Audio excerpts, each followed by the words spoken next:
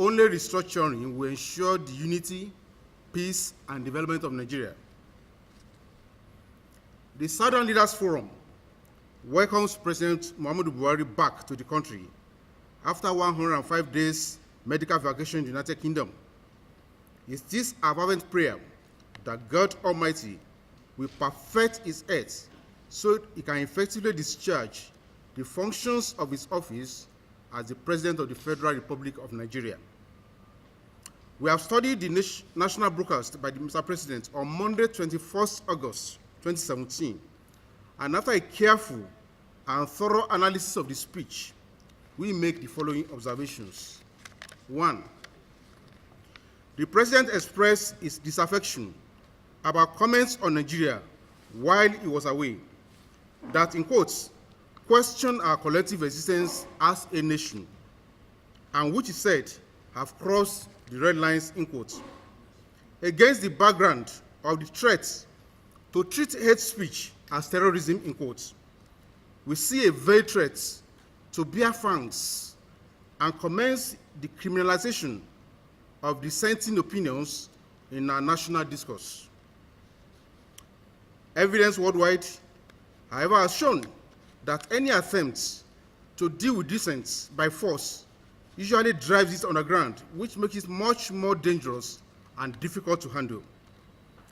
We should have learned a lesson or two from the Boko Haram, which was an open organization before the states drove it underground, and we are still under its reign of terror, despite official claim that it has been degraded or technically defeated.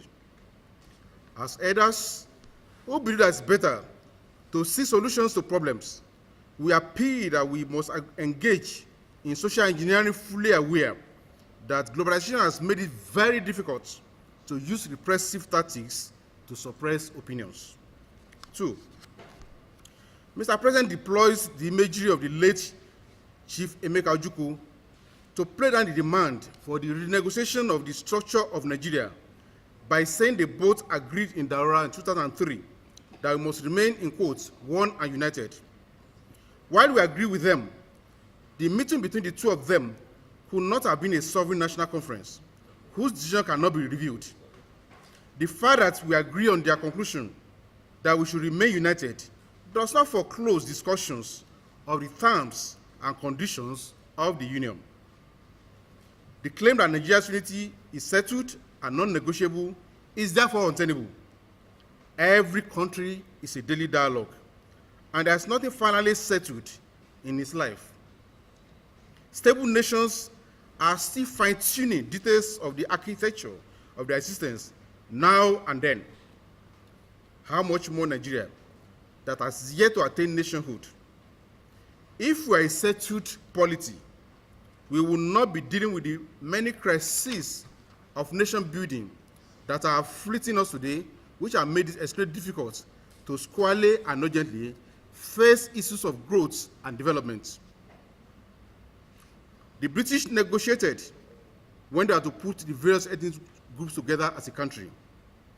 All the constitutional conferences held in the country in the years before our independence were negotiations. When the North walked out of the parliament in 1953, after Chief Anthony Nahuru moved the motion for Nigerian independence, it took negotiations to bring them back into the Union after their 8-point agenda, which was mainly about confederation, was discussed. All the conferences held after independence on constitutionalism are all forms of negotiations. Therefore, there is no peaceful coexistence that's not about negotiations in any plural society. 3.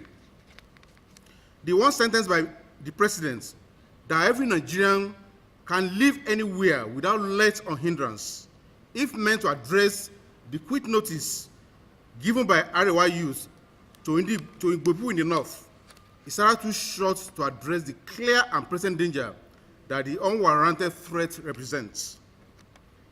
We are distressed by the refusal of the police to comply with the arrest orders given by the Kaduna State Governor and the Vice President while the President was away. Instead of ensuring that these orders are carried out, the President has now come to just make a blunt comment on the explosive issue. We are of the view that leadership requires more than this at this crucial moment in the life of our nation. 4, we acknowledge the President's admission that there are legitimate concerns, in quotes, in the land. That is very commendable. We, however, disagree with the President that Nigeria is a federation. Nigeria ceased to be a federation since the 1960s coup. The turning of Nigeria into a unitary constitution, which is not conducive for peace and development in a multi-ethnic country, is what the military-imposed 1999 constitution, which lied against itself by saying we the people, is all about. This is the taproot of the crisis of nationhood bedeviling Nigeria today. Number 5. We do not accept the President's claim that the National Assembly and the Council of States are the only legitimate and appropriate bodies for national discourse. While we do not dispute that there are legal bodies, these are legal bodies, we insist they are not appropriate bodies to discuss the social contracts that could bind us together as a nation state. While the Corporation of the National Assembly is clearly jigged and indeed one of the bodies to be restructured, the Council of State is not open to Nigerians for any discussion. If any discourse is to take place on constitutional changes within the democratic framework, Mr. President is the one who has the responsibility to initiate that process. 6, we are equally miffed that the President talks about the serial onslaught by AK-47 wielding Fulani herdsmen against defenseless farmers as a conflict between two quarreling groups.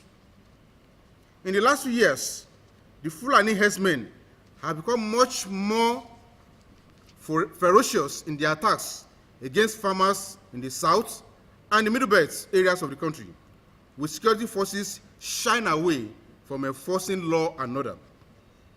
To present the various onslaught on farmers by these herdsmen as two fighting, in quotes, will portray the President as taking sides with the aggressive Meiti Allah. While we do not hold the nation responsible for all the causes of agitations in Nigeria due to the crisis of a unitary constitution, there are clearly many errors of commission and omission the government has committed that have accentuated the strong self-damnation feelings and agitations across the country, which only restructuring can tame. 1, the insensitive and clearly lopsided recruitment / appointments into all federal institutions. Even key prominent northern leaders have expressed openly their disapproval of this pattern of appointments. 2, concentration of most of the heads of armed forces and other national security agencies in a section of the country. 3, the President going on the global stage to say he could not treat those who gave him 5% of their votes equally with those who have supported him with 97%. 4, official indifference to the murderous activities of herdsmen against peace-loving citizens on their farms and other settlements. 5, the flagrant breach of the constitutionally enshrined federal character principle. 6, appointment of the legal advisor of Meiti Allah as Secretary of the Federal Character Commission. 7, the lopsided early retirement of mostly Southern senior officers from the Nigerian Armed Forces and other security services. Our conclusions. As elders who have spent most of our lives fighting for the unity of the country based on justice, fairness, and equity, We call on the president to realize that the country is in a very bad shape at the moment and requires statesmanship and not ethnic, religious, regional, and political partisanships. This is the time to renegotiate Nigeria along federal lines negotiated by our founding fathers to stem the tide of separatist feelings and agitations. This is why we do not accept that it portrays the president in a favorable light to be away for a long period only to return to a badly fractured country and avoid promoting a new dialogue for a better, just, inclusive, and peaceful country. Signed, Chief E.K. Clark and Chief A.K. Osford for the South-South, Chief Inia Nwodo and Professor Joy Uruku for the Southeast, Chief R.F. Fashionati and Chief Ayo Adebanjo for the Southwest. Well, at the moment, I can only speak as a Southern leader because we have decided to all come together. We all have virtually the same issues. And the bane of Nigeria, we have all agreed, is the non-restructuring of the country. And we have heard many people ask recently why, for example, didn't President Jonathan restructure along the lines of the 2014 National Conference? Well, the fact is that that question shows a bit of non-knowledge. Well, this forum is Southern Leaders Forum. It's as a result of interests of the three regions and position of the Southerners. Now, when you have your elders, you can't compare your elders with the voice of the middle age and youth. So, what we heard today is the voice of the elders of Southerners, Southern Nigerian Forum.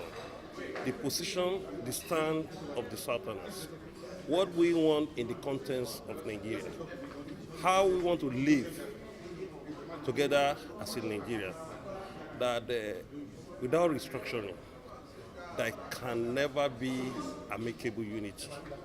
We don't force unity on the people. And gradually, the more you live, the more you negotiate your unity so that you can have a peaceful living.